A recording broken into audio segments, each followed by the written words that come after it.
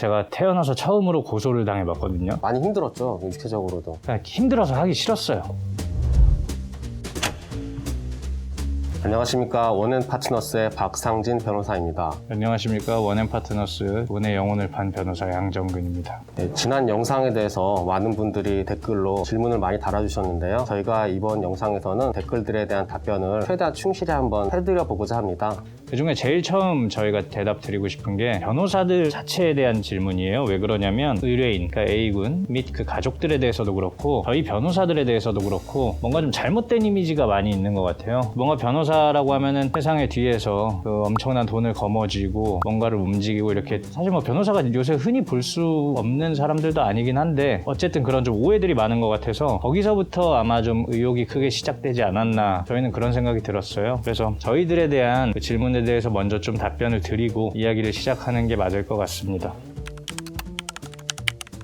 장난처럼 하신 질문일 수도 있는데 안 바쁘냐, 이거 좀 답변 드리면은 그냥 솔직히 말씀드리면 아주 바쁩니다. 아주 바빠서 뭐 퇴근 시간도 양 변호사님 어제 12시 넘어서 퇴근. 네, 저 이제 12시에서 1시 사이? 빨리 퇴근하면 한 11시고요. 늦게 퇴근하면은 12시 넘어가고. 변호사가 개인당 한 지금 갖고 있는 사건 60건 정도, 월 60건 정도를 소화해야 되는 상황이라서 굉장히 바쁩니다. 소화를 하지는 않고요. 그 가지고 있어요. 그 소화를 한다기보다는 소화는 안 해요. 네, 소화는 안 하고 또 이제 거기서 그럼 이걸 왜 하냐, 바쁘면 왜 하냐, 이런 질문을 하시는데, 이런 영상을 찍게 된 이유가 아직도 인터넷상에서 의뢰인이나 아니면 저희에 대한 허위 소문, 아니면 정말 말도 안 되는 음모론들이 팔을 치고 있기 때문에 저희도 어쩔 수 없이 이렇게 반박을 해야지만 되는 그런 상황이 돼서 그런 음모론이나 의혹들을 조금이라도 해소하기 위해서 이렇게 영상을 찍게 된 겁니다.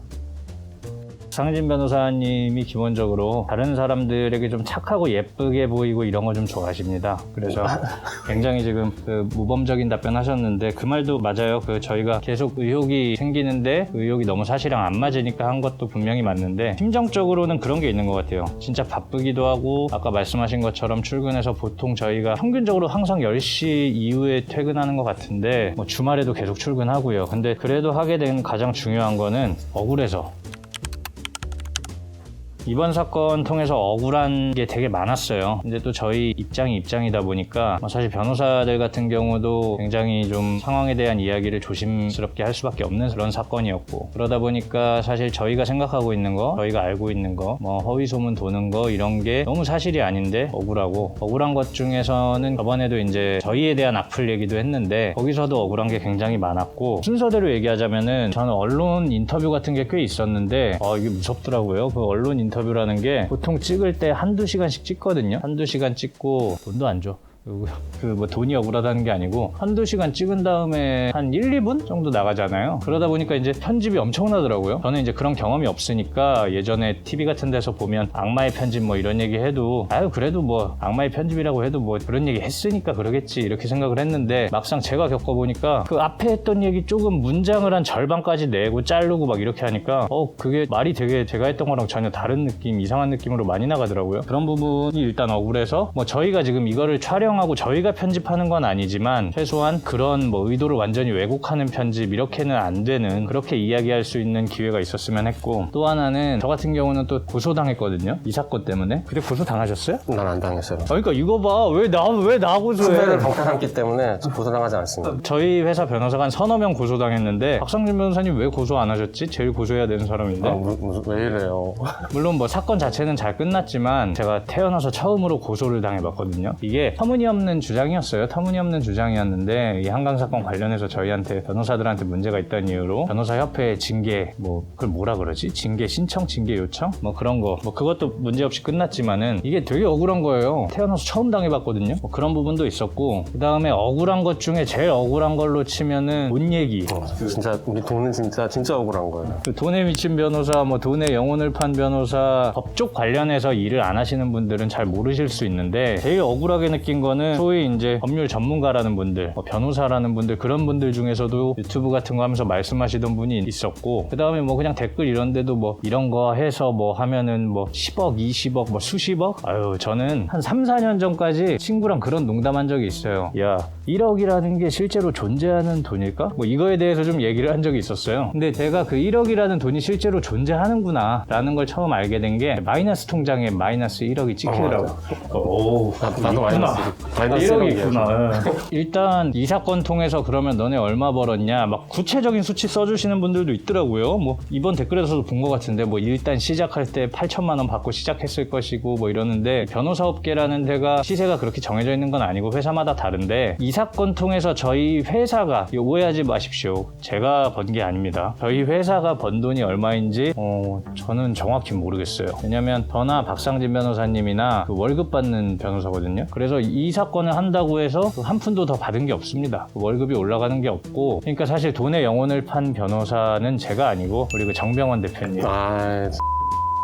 사실은 저희 법인 자체도 제가 알기로는 많은 돈을 받지 않았어요. 많은 돈을 받지 않고 한 사건이고. 네, 애초에 그 지인이기도 하고 대표님과 가까운 관계가 있어서 대표님이 좀 최대한 도와드린다라는 마인드로 하셨었고 오히려 통상적인 여기 서초동에 있는 로펌들의 통상적인 가격보다 저렴하게 받은 걸로 알고 있어요. 대표님이랑 어릴 때부터 의뢰인 쪽의 아버님이 그 어릴 때부터 굉장히 친한 걸로 알고 있고요. 대표님이 고등학생 정도? 뭐 그 정도. 그러니까 학생 때 그 가족들이랑 그 가족 집에서 같이 산 적도 있는 걸로 저는 알고 있어요. 뭐 몇 달 같이 살기도 했고 대표님이랑 작은 아버지죠. 아버님의 동생분이 친구고 아버님 같은 경우는 대표님 입장에서 보면 이제 형으로서 친한 거죠. 그런 관계로 학생 때부터 친하던 관계니까 뭐 굉장히 친하시겠죠. 제가 그 뭐 총액이 정확히 얼마가 되는지 모르겠지만 뭐 10억, 20억 말도 안 되는 얘기고요. 절대 아닙니다. 내년에 저희 회사 이게 뭐 찾아보면 매출 뭐 얼마에서 얼마 이상, 얼마 이하 이런 거 나올 거거든요. 한번 보세요. 뭐 어떻게 나오는지. 그 전에랑 큰 차이가 있는지 한번 봐주시고 뭐 그래서 이걸 통해서 제가 드리고 싶은 말씀은 앞으로는 저 말고 정병원 대표님한테 돈의 영혼을 판 변호사는 나빴다 진짜. 진짜 나빴다. 근데 사실 정병원 대표님도 제가 알기로는 월급으로 받는 걸로 알고 있어요. 대표님이 그 뭐 수임을 해서 한 사건의 돈을 대표님이 가져가시는 게 아니고 회사로 들어가고 대표님 같은 경우는 따로 그냥 그 고정적인 월급을 받는 걸로 알고 있는데 뭐 어쨌든 그래서 이 사건 통해서 뭐 돈을 얼마나 벌었냐 하는 거는 철저히 루머입니다. 그래서 결론적으로 뭐 법률 자체는 일단 전문가가 아닌 분들에게 굉장히 생소한 게 많을 거고 그 다음에 이제 법 쪽에 그다음 뭐 변호사 이런 사람들의 삶이나 생활 그 다음에 실제로 사건이 수사가 어떻게 이루어지고 사건이 어떻게 전개되는지에 대해서 이제 관계돼서 여러 번 경험이 있지 않으면 변호사들도 경험이 여러 번 있지 않으면 잘 모르거든요. 그러다 보니까 뭐 거기서 처음 오해가 크게 시작이 된 게 아닌가 생각을 합니다. 여기서 제일 중요한 건 저는 돈이 별로 없다는 겁니다. 예. 나도. 그리고 또 여기 보면 질문 중에서 이 사건 하면서 뭐 다른 재판 뭐 다른 사건도 하셨나요? 이런 질문이 있는데 하셨나요? 대답 좀 해주시죠. 죽는 줄 알았어요. 원래 사건도 많은데 이거 여러 개 다 같이 하느냐고. 변호사들이 이 사건만 하는 게 아니라 원래 사건이 많기 때문에 이 사건도 그냥 변호사들이 하는 많은 사건 중에 하나일 뿐이에요. 근데 뭔가 굉장히 뭐 이런 상황을 잘 모르시는 분들은 이것만 막 하고 뭐 이것만 신경 쓰고 이렇게 생각하시는데 다른 사건까지 다 하면서 뭐 새벽에 잠도 못 잤죠. 주말에도 잠도 못 자고 뭐 그런 식으로 계속 일을 하니까 많이 힘들었죠. 육체적으로도. 그런 상황에서 또 이제 뭐 돈 많이 받았냐 이런 말 들으니까 더 피곤한 거죠. 내 월급은 똑같은데. 저희 대표님이 또 워낙에 능력이 좋으셔서 워낙에 그 영업을 많이 하셔가지고 참 사건이 많은데 그렇다고 저희가 이번 이 사건 한다고 해서 하는 동안 저희 사건 줄여지는 게 아니거든요. 계속 쪼개서 해야 되는데 이 한강 사건이 한창 되고 있을 때는 대표님도 하루에 한 열 몇 시간씩 계속 통화하셨던 것 같아요. 클라이언트들이랑 만나고 미팅하고 저희랑 회의하고 이런 거 해야 되는데 언론사에서 계속 전화 오고 계속 이제 저희가 상황이 이러니 지금은 유족의 마음도 있고 괜히 이제 저희가 뭐라고 말을 했을 때 불필요한 진실 공방처럼 되는 게 우려가 돼서 일단 저희는 입장을 밝히는 게 굉장히 조심스럽다 이런 얘기를 뭐 한 번에 한 2시간 3시간씩 계속 통화하고 있었던 것 같아요. 계속 거절하시고 뭐 그런 거 하느라 그랬고 저희 같은 경우는 저희도 힘들죠. 일단 인터뷰를 한 번 할 때도 그냥 가서 2시간 동안 인터뷰하는 게 아니고 또 저 같은 경우는 사실 조금 댓글 중에 코멘트 중에서도 있었는데 뭐 입으로 뭘 내뱉는 변호사 뭐 있었죠? 저 같은 경우는 사실 평소에 그렇게 정제된 언어를 사용하는 사람은 아니에요. 그래서 이런 굉장히 무겁고 사실 정말 심각한 사건에서 인터뷰가 잘 맞을 변호사는 아닌데 선배님이 그 후배를 방패 삼는 변호사라서 근데 그날 잠을 못 잤어. 저희가 그때 인터뷰할 때 뭐 굉장히 상태도 많이 안 좋았던 게 잠을 진짜 뭐 2시간, 뭐 3시간 다른 사건들이 워낙 많이 있으니까 자면서 일을 하다 보니까 인터뷰할 때도 뭐 얼굴 이렇게 까맣냐, 다크서클 뭐 넣어라 뭐 이런 말도 있고 이런데 저희가 정말로 그때는 잠도 거의 못 잔 상태에서 인터뷰 응하고 막 그랬거든요. 근데 지금 보시면 아시겠지만 저랑 인터뷰에 대해 생각하는 관심사가 좀 다르신 게 네. 뭐 까맣냐, 다크서클 약간 다 그 본인 미모에 대한 맞아요. 관심이거든요. 저는 그 얘기 할 줄 몰랐어요. 그게 아니고 인터뷰랑 관련해서도 뭐 거짓말하니까 눈 돌아간다, 되게 인터뷰 하기 싫은 것 같다, 자기도 이제 거짓말하기 힘들겠지 막 이런 것들이 있었는데 그때가 어떤 인터뷰인지도 기억이 나요. 한 3시간, 4시간 잤나? 맞아요. 뭐 이럴 때고, 그러니까 이게 한강 사건 자체도 힘든 게 많았지만은 저희 같은 경우는 또 보통 기업 사건을 많이 합니다. 그래서 기업 사건이라는 게 자료도 굉장히 방대하고 하나하나 사건들이 돌아가는 타임 테이블이 빨라요. 그래서 빨리빨리 해야 되다 보니까 그것 때문에도 굉장히 힘들었고, 그래서 막 피곤해 죽겠는데 저희 뭐 방송 인터뷰 이런 거 처음 해보다 보니까 몰랐는데, 사실 지금 이거 찍을 때도 카메라가 이렇게 2대가 있는데 그때 막 카메라가 막 이렇게 있더라고요. 맞아요, 진짜. 그리고 인터뷰 이렇게 질문하시는 분만 앞에 앉아있어 나오지만은 실제로는 막 여기저기서 질문을 해요. 그러면 뭐 익숙하지 않으니까 카메라 앞에 보세요 이러는데, 여기서 질문하면 이게 여기 봤다가 아니 이쪽 보세요 이러면 이렇게 되는 거예요. 근데 또 사람이 자연스럽게 이렇게 하다가도 질문은 이 사람이 했으니까 말하다가 그냥 갑자기 이렇게 되고 뭐 그렇게 돼요. 그리고 카메라 막 터지고 이러면은 막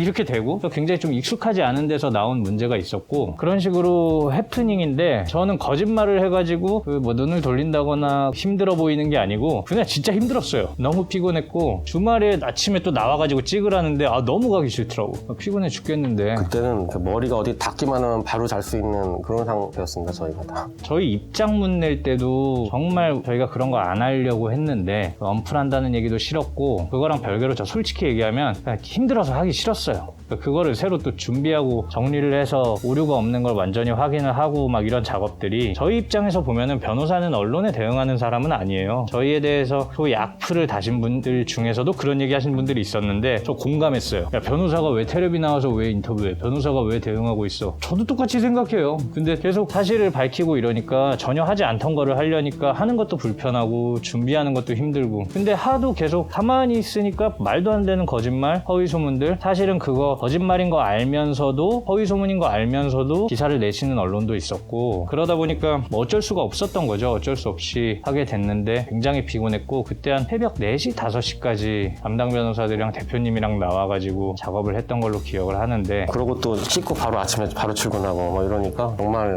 육체적으로 많이 힘들었어. 아니, 대표님은 되게 인자하게 말씀하셨어요. 오늘 고생했으니까 내일 나오지 말고 쉬어 이랬는데, 내일 미팅 스케줄 다 내일 있는데 재판 있는데. 뭘 나오지 마. 내 재판은 어떻게 하고요? 나오면 또 왜 안 쉬고 왜 나왔어 또 이러시고, 재판 있으니까 나왔지. 뭐 그런 부분도 있었고. 저희 대표님 욕하는 거 아닙니다. 대표님, 네, 대표님 아니에요. 양 변호사만 욕했습니다. 아니, 전 대표님 굉장히 좋아합니다. 저는 제일 존경합니다, 대표님. 네. 거짓말하지 마세요. 어쨌든 뭔 얘기하고 있었지?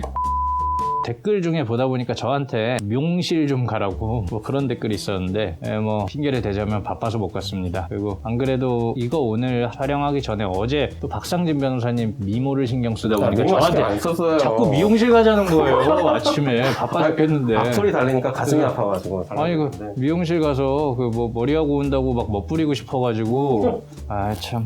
근데 어쨌든 미용실은 그래서 못 가게 됐고요. 다음번에 또 뭐 이런 기회가 있으면 그때는 미용실 갔다 오겠습니다.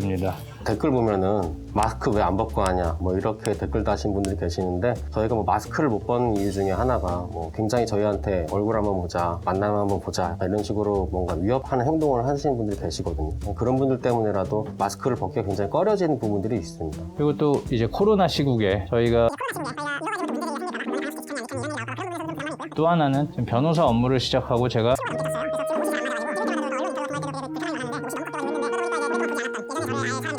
뭐 그런저런 이유가 있어서 마스크는 안 벗고 있습니다.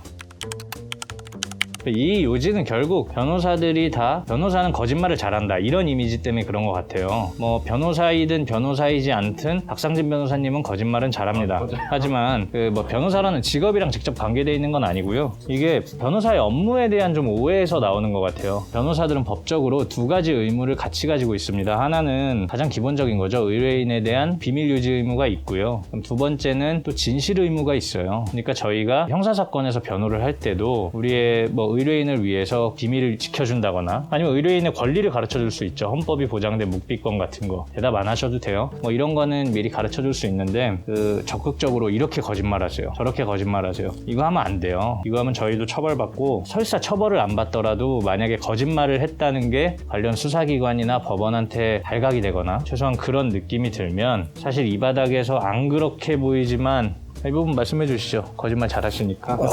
뭔가 대단히 잘못 생각하신 부분들이 있는데, 변호사가 거짓말해서 뭐 처벌 안 받으면 아무 상관없지 이렇게 생각하시는 분들이 계시는데, 만약에 뭐 이런 사건뿐만 아니라 다른 사건도 마찬가지지만 거짓말을 하다가 좀 들켰다 그러면은 신뢰도가 확 떨어지기 때문에 이 경쟁하는 이 사회에서 살아남을 수가 없어요. 예를 들면 판사님한테 거짓말했다. 근데 판사님이 좀 눈여겨보거든요. 그럼 그 판사님이 앞으로 우리가 하는 말 믿겠냐는 거죠. 안 믿어요. 변호사가 이렇게 거짓말을 하게 되면은 판사님들 뭐 사이에서나 아니면 법원이나 검찰청에서 소문이 다 나기 때문에 그 이후로 어떤 사건을 맡아도 다 힘들어지는 거예요. 결국에는 그렇게 거짓말할 이유도 없고 해서도 안 되고 거짓말 하지도 않습니다.